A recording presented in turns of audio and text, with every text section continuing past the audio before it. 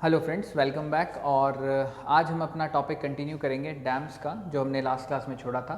आप में से जिन जिन स्टूडेंट्स ने वो वीडियो नहीं देखा है, मैं उसका जो लिंक है वो डिस्क्रिप्शन बॉक्स में डाल दूंगा। आप प्लीज़ उस वीडियो को चेक करिएगा। अराउंड हाफ एन आवर का वो वीडियो है। उसमें हमने डैम के बारे में, उनका पर्पस पढ़ा, कंस्ट्रक्शन के टाइप्स पढ़े, followed by some very important dams, जो हमने कुछ इंपॉर्टेंट डैम्स को डिस्कस किया है। इस वीडियो में हम लोग उसको कंटिन्यू करेंगे विद फर्दर डैम्स। तो आज का हमारा पहला डैम है सरदार सरोवर डैम। बहुत फेमस डैम है सरदार सरोवर डैम। अभी स्टैचू ऑफ यूनिटी की वजह से भी वो न्यूज़ में रहा है। इसी के just adjacent statue of unity बनाया गया है।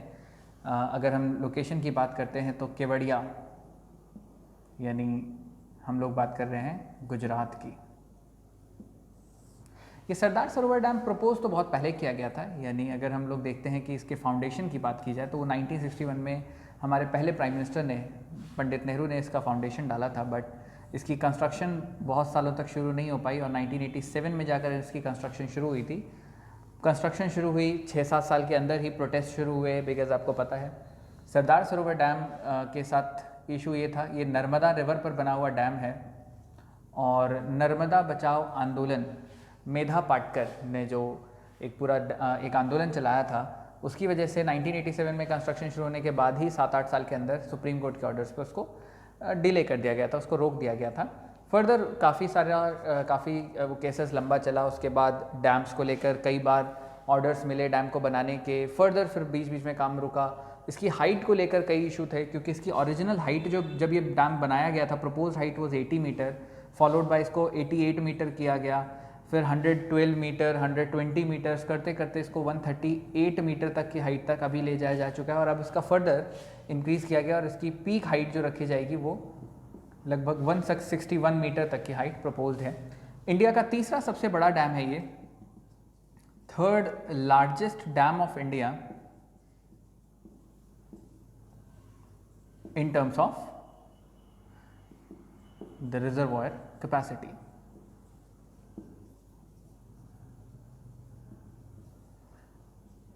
अगर हम इसकी इंपॉर्टेंस की बात करते हैं, अपार्ट फ्रॉम इरिगेशन, जो ये इरिगेशन का प्रोसेस इसके पानी से होगा, अपार्ट फ्रॉम दैट प्रोसेस बहुत इंपॉर्टेंट है यहाँ से इलेक्ट्रिसिटी जो जनरेट हो रही है।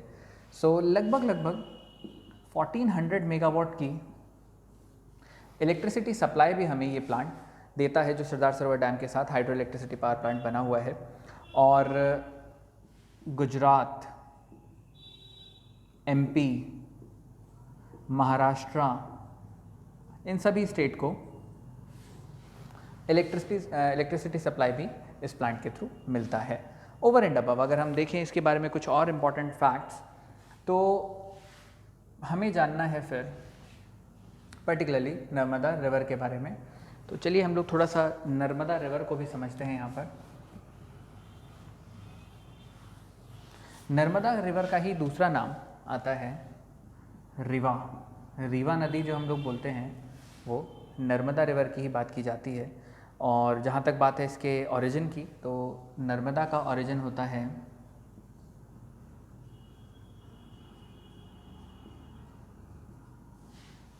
अमरकंटक से। कहाँ से ओरिजिन है इसका? अमरकंटक से। इंडिया की 5वीं सबसे लंबी नदी ये मानी जाती है। और अमरकंटक यानी हम लोग बात कर रहे हैं यहाँ पर मध्य प्रदेश, यहाँ से इसका ओरिजिन है। और ड्रेन अगर कहें तो ये अरेबियन सागर, अरब सागर में ये ड्रेन होता है। और अमरकंटक अनूपपुर डिस्ट्रिक्ट का हिस्सा है। और नर्मदा को अगर हम एंशंट हिस्ट्री के रूप में देखें तो, और अगर इसके इम्पोर्टेंस की बात की जाती है तो होली इम्पोर्टेंस भी इसका बहुत ज़्यादा है। हमारे सनातन धर्म में 7 पवित्र नदियों में से एक नर्मदा भी मानी जाती है, अपार्ट फ्रॉम जो हमारे पास गंगा, यमुना, या हमारे पास सरस्वती नदी है, गोदावरी, सिंधु। और ये सभी नदी के बारे में हम लोग बात करते हैं। ये पवित्र नदियाँ जो आती हैं उसमें ये सारी रिवर्स आती हैं। और एंशंट हिस्ट्री के अकॉर्डिंगली ही शिव जी को इनका नर्मदा के पिता के रूप में जाना जाता है। और गंगा नर्मदा की माता मानी जाती है। कई सारे पुराण में जैसे स्कंद पुराण, वायु पुराण, इनमें नर्मदा का मेंशन किया गया है, नर्मदा के बारे में। रामायण में, महाभारत में, हर जगह पर नर्मदा मेंशन है। तो काफ़ी एक प्रिस्टीन वाटर के लिए भी जानी जाती है, बहुत साफ इसका पानी है इस पर्टिकुलर रिवर का। तो ये कुछ खास चीज़ें आपको जाननी थी नर्मदा के बारे में। चलते हैं हम आगे, अब देखते हैं नेक्स्ट डैम। तो सरदार सरोवर डैम याद रखिएगा, Kevadia district in Gujarat. Famous spot इसलिए भी है, टूरिस्ट स्पॉट बहुत बड़ा बना है क्योंकि जस्ट एडजेसेंट टू इट बहुत दुनिया की सबसे बड़ी स्टैचू यानी statue of unity, Sardar Patel की जो सबसे बड़ी मूर्ति है दुनिया में, वो वहीं पर है। तो इसलिए भी प्लेस ऑफ इंटरेस्ट माना जाता है। चलते हैं नेक्स्ट डैम की तरफ, देखते हैं अब हम।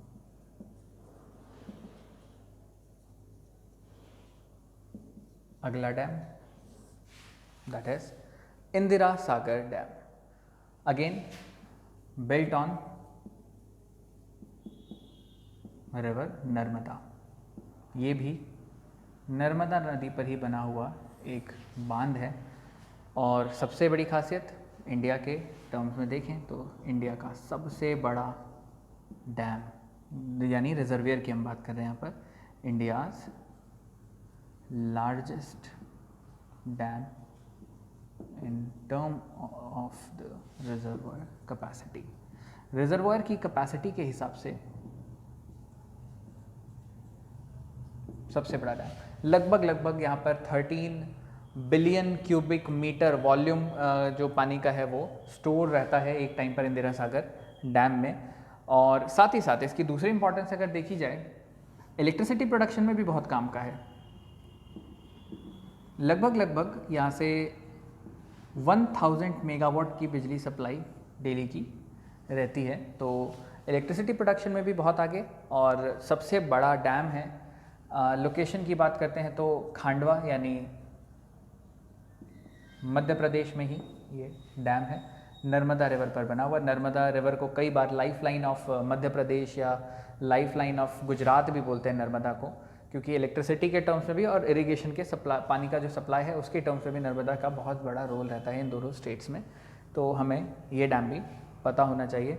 नर्मदा के बारे में ऑलरेडी मैंने आपके साथ चीज़ें डिस्कस की हैं, रिवर की इम्पोर्टेंस क्या है। देखते हैं अगले डैम को। अगला डैम आता है हमारे पास हीराकुड डैम। चलते हैं अब उड़ीसा की ओर। हीराकुड डैम खासियत, इंडियाज लॉन्गेस्ट डैम, ये तो हम इंडिया के रिकॉर्ड में कह रहे हैं, वर्ल्ड का भी ये लॉन्गेस्ट डैम है। लगभग 25 किलोमीटर इसकी लंबाई है। लंबाई हम डैम की बात कर रहे हैं, डैम की लंबाई लगभग 25 किलोमीटर। दुनिया का दूसरा सबसे बड़ा डैम इसको कई बार कंसीडर किया जाता है। अगेन मैंने वही बताया आपको कि कई बार कैपेसिटी के हिसाब से देखेंगे या हम लोग उसके हाइट या लंबाई है, लेंथ है, उसके अकॉर्डिंगली देखें तो अलग अलग तरीके से चीज़ें बदलेंगी। लोकेशन की बात की जाए तो ये पड़ता है संभलपुर, दैट मीन्स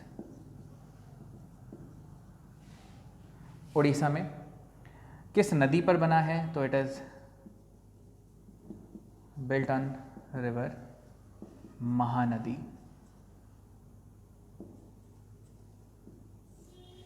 महानदी को कई बार सिनोनियम है, मतलब महानदी की जब भी बात आएगी तो हीराकुड डैम ज़रूर उसके साथ डिस्कस किया जाएगा। और इंडिया के सबसे पुराने जो हम लोग कहते हैं इंडिपेंडेंस के बाद के सबसे पुराने प्रोजेक्ट्स में से अगर कोई देखा जाए तो ये उनमें प्रोजेक्ट्स में से ही एक माना जाता है। महानदी के साथ आपको 2-3 चीज़ें और जाननी है, जैसे इम्पॉर्टेंट सिटीज़ जो महानदी के इन एंड अराउंड बसे हुए हैं, उसमें आपका रायपुर की सिटी है, कटक हो गया, झारसुगड़ा हो गया, ये सब सिटीज़ जो हैं वो महानदी के इन एंड अराउंड ही बसी हुई हैं, तो वो भी आपको पता होना चाहिए।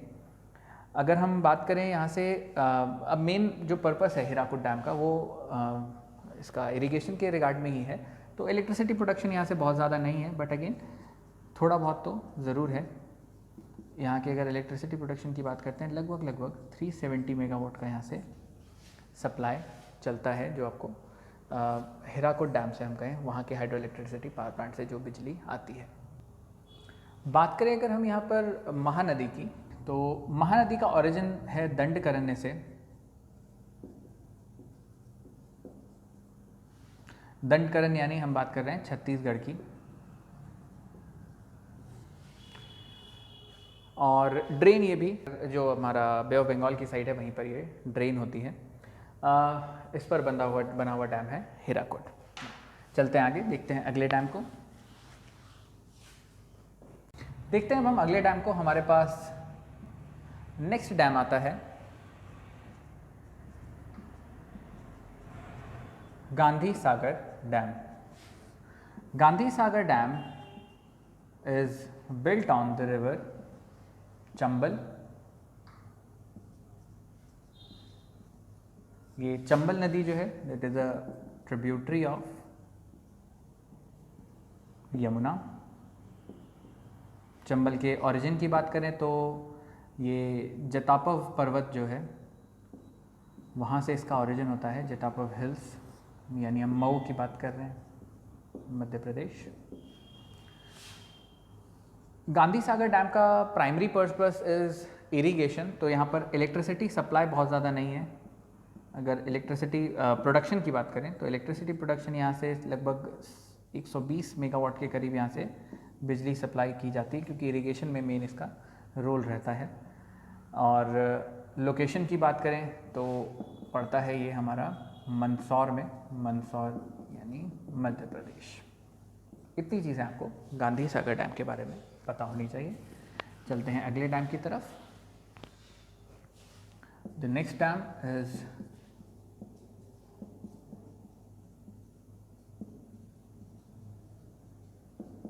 राणा प्रताप सागर डैम।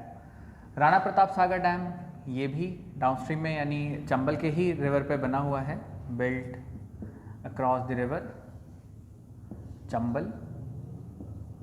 चंबल रिवर की हमने बात कर ही ली है ओरिजिन की, और किस रिवर की ये ट्रिब्यूटरी है।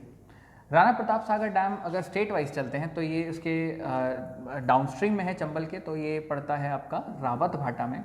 रावत भाटा दैट मीन्स राजस्थान।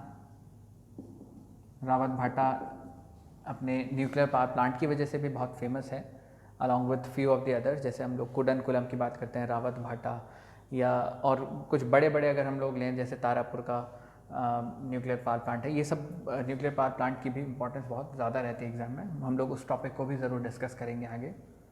तो राणा प्रताप सागर डैम के बारे में ज़्यादा कुछ, अगेन ये भी एक इरिगेशन फैसिलिटी के पर्पज़ से बनाया हुआ डैम है। तो यहाँ पर भी इलेक्ट्रिसिटी प्रोडक्शन बहुत ज़्यादा नहीं है। इलेक्ट्रिसिटी प्रोडक्शन यहाँ की लगभग 160-170 मेगावाट के करीब यहाँ से बिजली प्रोड्यूस की जाती है। तो ये कुछ बात हुई राणा प्रताप सागर। चंबल नदी हमने ऑलरेडी डिस्कस की हुई है। चलते हैं आगे, देखते हैं नेक्स्ट डैम। नेक्स्ट हमारे पास आता है श्रीशैलम डैम। श्रीशैलम डैम सबसे बड़ी खासियत,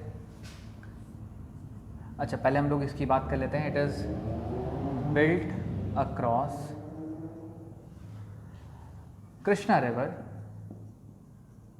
कृष्णा रिवर हमने डिटेल में बात की हुई है। कृष्णा रिवर महाबलेश्वर से इसका ओरिजिन है कृष्णा रिवर का, और इंडिया की चौथी सबसे लंबी नदी। हमने बात की थी कल कि जो लास्ट वीडियो में हमने डिस्कशन किया था, सतारा डिस्ट्रिक्ट में ये पड़ता है।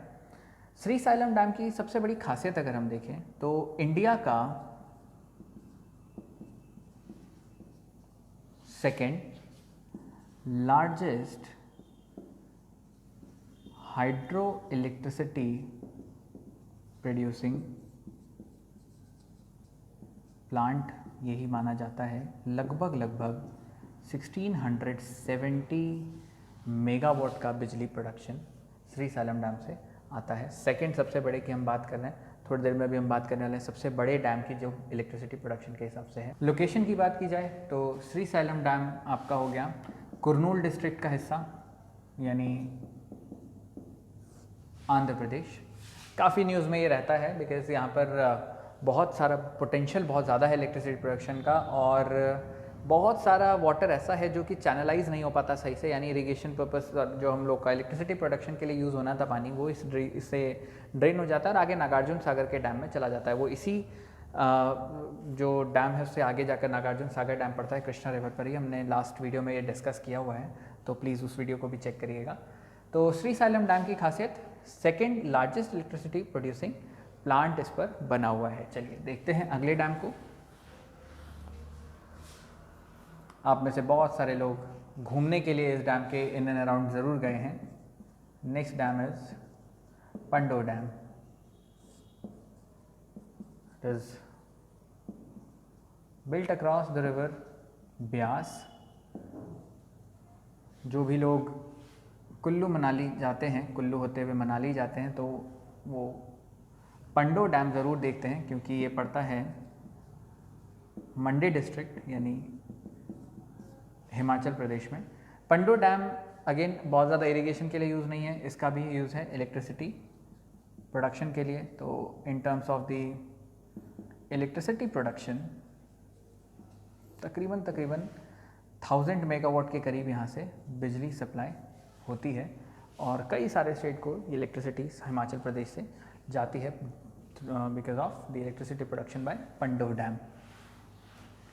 चलिए जल्दी से चलते हैं, अगले डैम को देखते हैं। The next dam is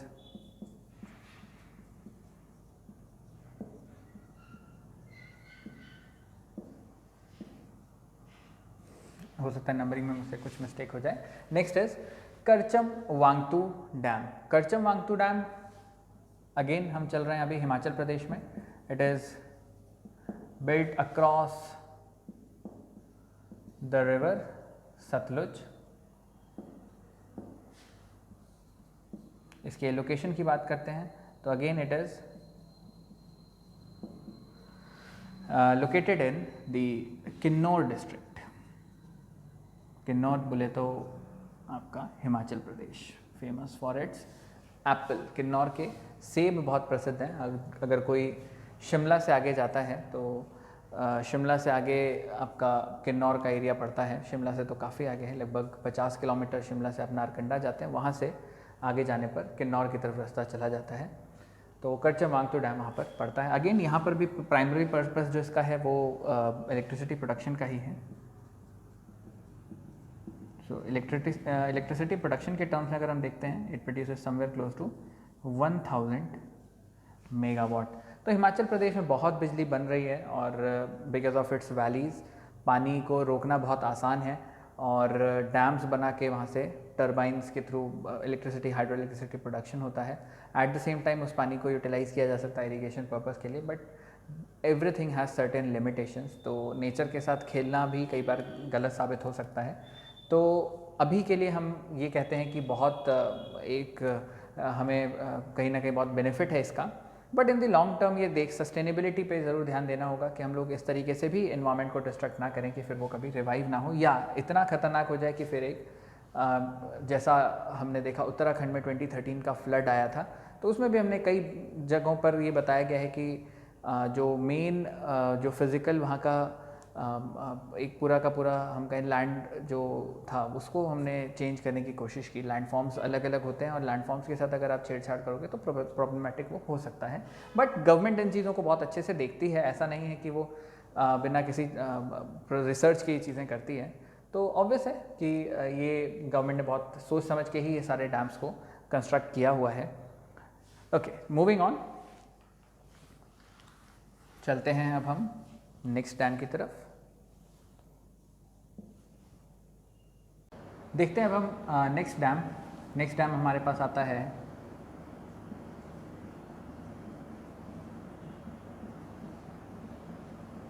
नागपा Jhakri dam. Nathpa Jhakri dam भी is built across the river Sutlej, और सतलुज पे अगर हम पे सबसे बड़ा बांध कोई बना है तो वो नागपा झाकरी डैम है। मेन पर्पस जो है इसका वो इलेक्ट्रिसिटी प्रोडक्शन है, और तकरीबन 1500 मेगावाट की बिजली सप्लाई देता है। सरप्लस इलेक्ट्रिसिटी की वजह यही है, डैम पे डैम बहुत सारे बने हुए हैं और सबसे अच्छा खासा इलेक्ट्रिसिटी प्रोडक्शन हो रहा है। नागपा झाकरी की लोकेशन अगर हम बात करते हैं तो नागपा झाकरी जो पड़ता है वो शिमला और किन्नौर, यानी पर्टिकुलरली किन्नौर डिस्ट्रिक्ट ही हो गया इन हिमाचल प्रदेश। शिमला से आगे किन्नौर पड़ता है, वहीं पर ये नागपा झाकरी डैम है। बढ़ते आगे,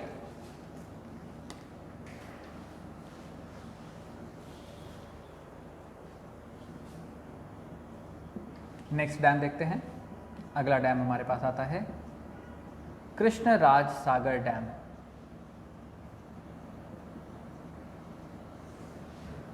कृष्णराज सागर डैम, खासियत की बात करें तो कृष्णराज सागर डैम बनाने वाले बहुत खास थे, राजा थे।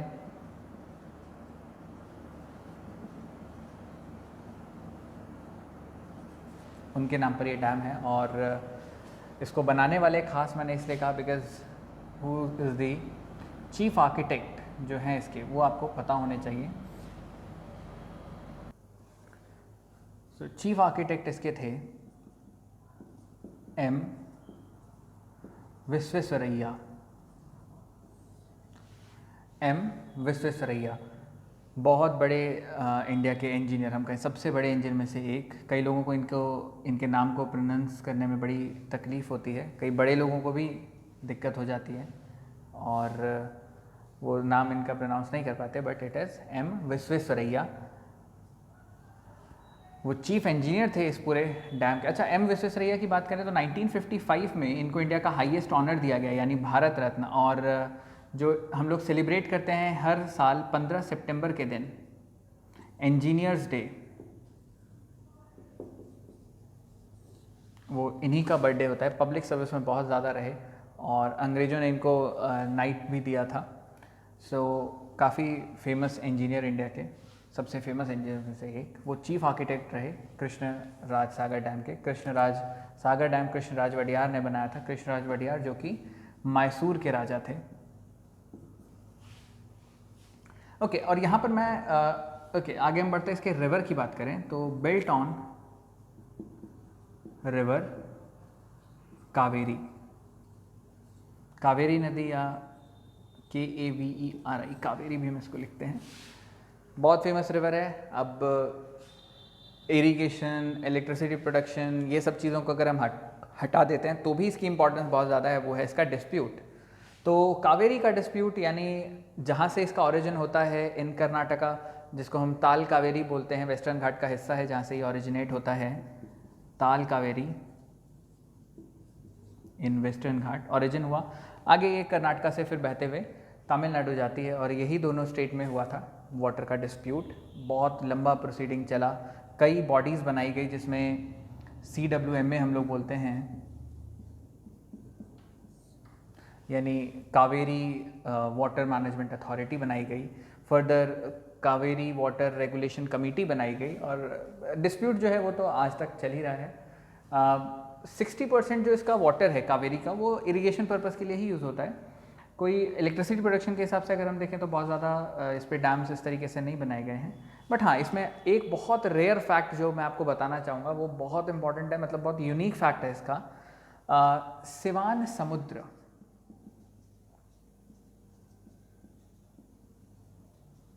ये एक हाइड्रो इलेक्ट्रिसिटी प्लांट बनाया गया था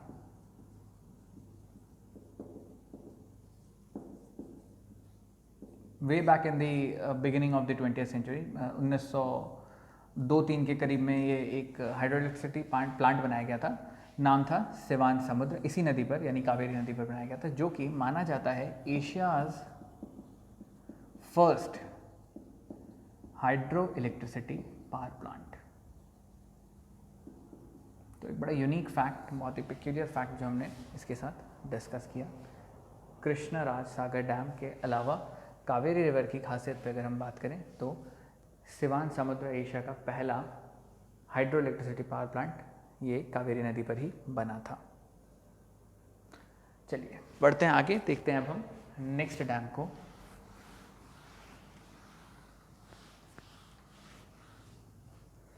मूविंग ऑन, अब हमारे पास आता है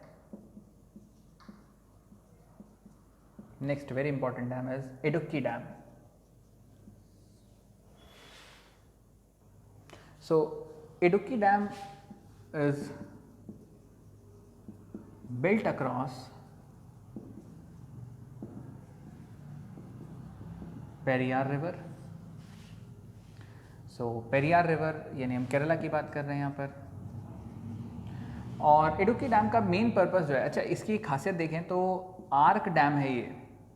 इंडिया में कम आर्क डैम बने हैं वैसे, बट ये उनमें से एक आर्क डैम है और एशिया के सबसे बड़े आर्क डैम में से एक है। मैंने बताया था आप लोगों को आर्क डैम में सपोर्ट जो होता है वो जनरली वैलीज़ में बनाया जाता है, पहाड़ों के बीच में, और पहाड़ों के साइड से इसको सपोर्ट दिया जाता है आर्क डैम को।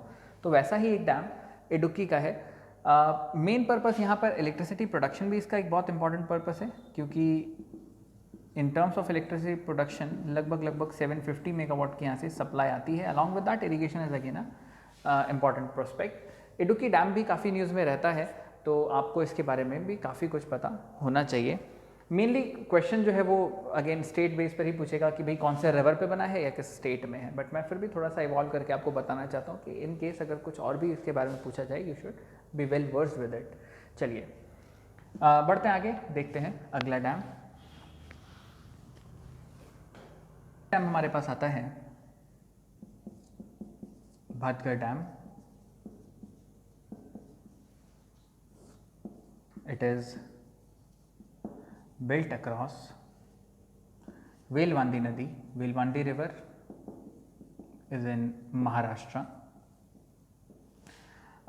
खासियत की बात करें, ये इंडिया के सबसे पुराने डैम में से एक है, one of the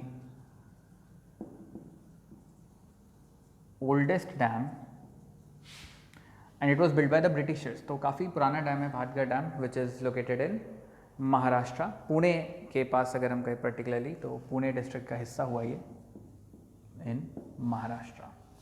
now looking forward, चलते हैं आगे, देखते हैं नेक्स्ट डैम, यानी अब हमारे पास आता है कोयना डैम। नाम से बहुत सिंपल है, कोयना रिवर पे बना हुआ डैम है। It is built on Koyna river.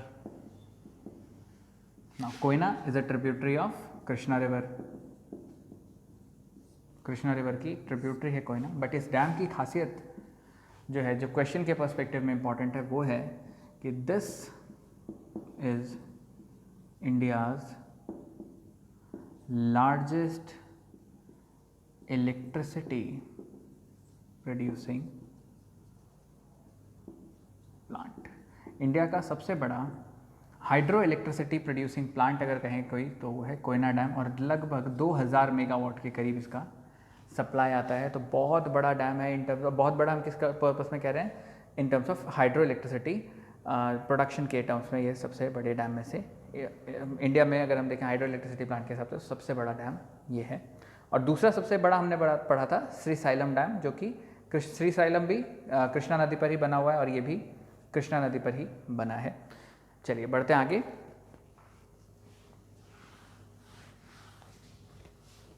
देखते हैं नेक्स्ट डैम। नेक्स्ट हमारे पास आता है जायकवाड़ी डैम। इन सारे डैम्स जो छोटे छोटे डैम्स हैं, इनमें पर्टिकुलरली आपके लिए इंपॉर्टेंट है सिर्फ और सिर्फ उसका state. Again question in dams पे पूछे जाएं, इसकी प्रोबेबिलिटी थोड़ी सी कम है कंपेयर टू अब तक जो हमने किया है, उनकी प्रोबेबिलिटी बहुत ज़्यादा है, बट स्टिल इंपॉर्टेंट तो है, हम इसको ज़रूर देखेंगे। सो जायकवाड़ी डैम की अगर बात की जाए, सबसे बड़ी खासियत ये one of the largest irrigation project में से एक है। It is built across Godavari river. Godavari नदी पर बना हुआ डैम है जायकवाड़ी डैम। गोदावरी नदी की बात की जाए, सो गोदावरी नदी का ओरिजिन ब्रह्मगिरी से होता है।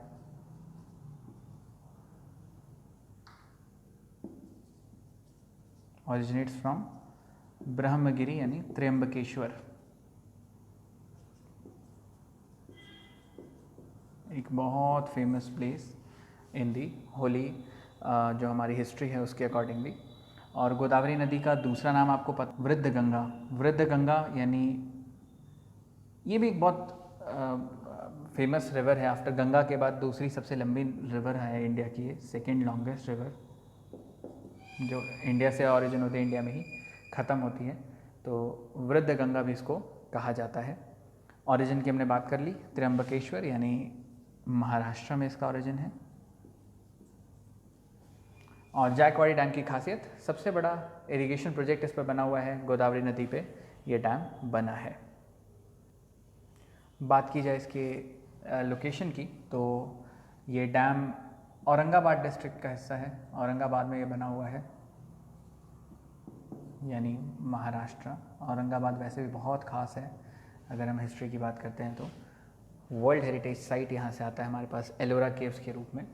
अजंता एलोरा दोनों ही यहीं पर हैं। जायकवाड़ी डैम के बाद आगे बढ़ते हैं, हम चलते हैं नेक्स्ट डैम की तरफ। नेक्स्ट हमारे पास आता है श्री राम सागर डैम।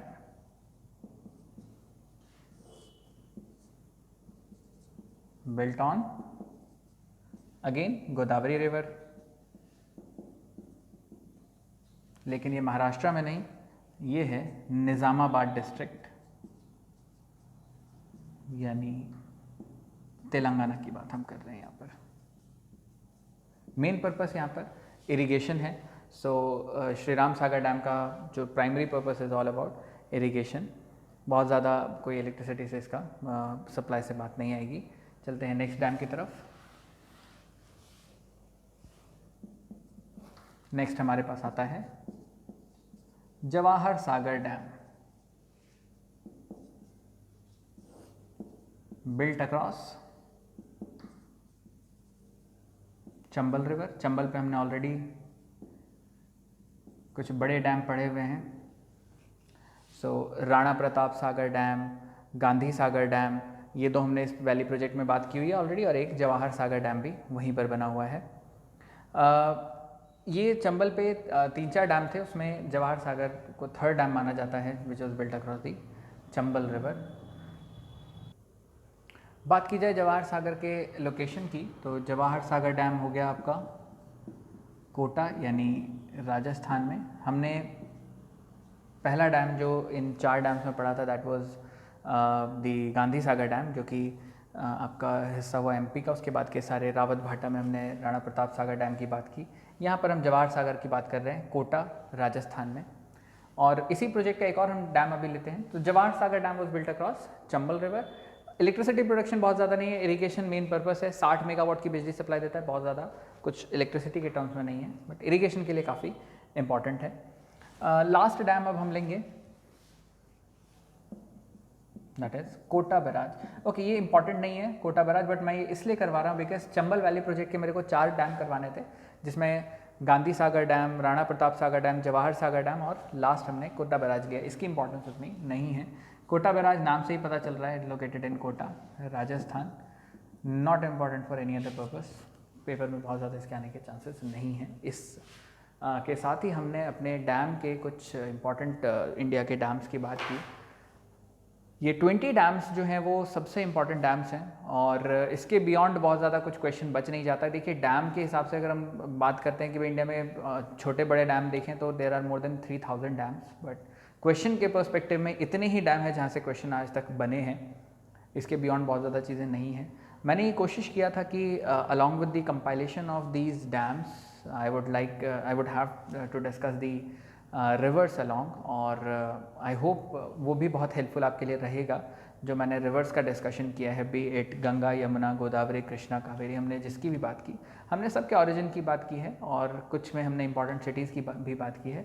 ऑब्वियसली कुछ चीज़ें रिवर्स के रिगार्डिंग में रही हैं, तो वो जो चीज़ें रही हैं उसके लिए हम रिवर्स पे अलग से डिस्कशन भी करने वाले हैं। इस वीडियो को हम यहीं तक रखेंगे। आई होप ये डैम्स एंड रिवर्स का कॉन्सेप्ट आपको समझ आया होगा। इसकी हर एक डैम की क्या इंपॉर्टेंस रही, whether it was for irrigation और it was for the electricity production. I have tried to discuss all those things with you.